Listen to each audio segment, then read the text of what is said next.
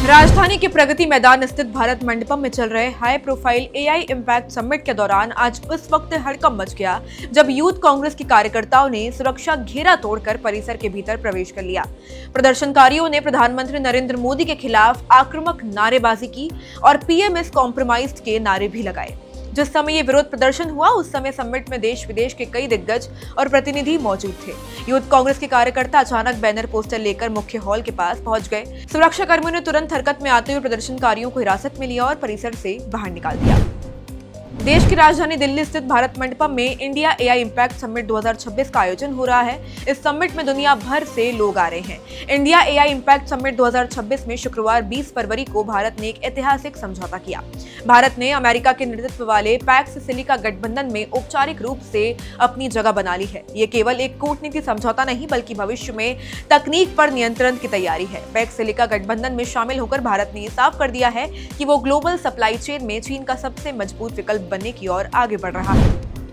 America से जारी सैन्य तनाव के बीच ईरान को एक झटका लगा है। एक तरफ तो अमेरिकी राष्ट्रपति डोनाल्ड ट्रंप ने ईरान पर परमाणु समझौते के लिए दबाव बनाते हुए कहा कि वो अगले 10 दिनों में बड़ा फैसला लेने वाले हैं। वहीं दूसरी तरफ ईरान ने भी मिलिट्री ट्रेनिंग शुरू कर दी है। आपको बता दें कि ट्रेनिंग के दौरान ही उसका एक फाइटर जेट क्रैश कर गया है और उसकी वजह से उसमें तैनात 2 में से 1 पायलट की मौत भी हो गई है। इंडिया एआई इम्पैक्ट समिट 2026 के दौरान भारत ने एक खास रिकॉर्ड बनाया है जिसको गिनीज वर्ल्ड रिकॉर्ड में भी दर्ज किया जा चुका है। एआई इम्पैक्ट समिट के दौरान 24 घंटे के भीतर बड़ी संख्या में लोगों ने एआई प्लेज लिया और गिनीज वर्ल्ड रिकॉर्ड बनाया। एआई इम्पैक्ट समिट के दौरान 24 घंटे के अंदर टोटल 2,50,946 लोगों ने एआई प्लेज लिया है। केंद्रीय मंत्री अश्विनी वैष्णव ने इस पहल का पूरा क्रेडिट प्रधानमंत्री मोदी को दिया। एआई प्लेज का मकसद लोगों को एआई के प्रति जागरूक करना है। इसमें पार्टिसिपेट करने वाले सभी लोगों को ऑनलाइन बैज देने का भी ऐलान किया था। सोना चांदी की कीमतें क्रैश होने के बाद अब एक बार फिर से उछाल मारती हुई नजर आ रही है। बीते 2 कारोबारी दिन से लगातार इसमें तेजी देखने को मिल रही है।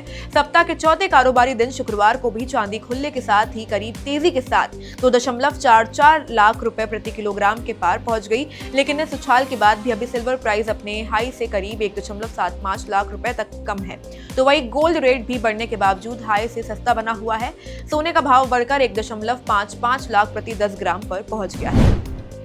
अब आखिर में बात कर लेते हैं मौसम की। ठंड के बाद गर्मी आती है लेकिन आजकल मौसम का गणित थोड़ा डगमगा गया है। देश में ठंड खत्म हो रही है और उसकी जगह बरसात एंट्री मार रही है। देश के 6 राज्यों में आंधी तूफान के साथ बारिश की चेतावनी जारी की गई है। इसके अलावा पहाड़ों के लिए मौसम विभाग ने बर्फबारी का अलर्ट भी जारी कर दिया है। मौसम विभाग ने बताया है कि अगले कुछ घंटों तक यूपी, एमपी, राजस्थान में हल्की बारिश होने की संभावना है।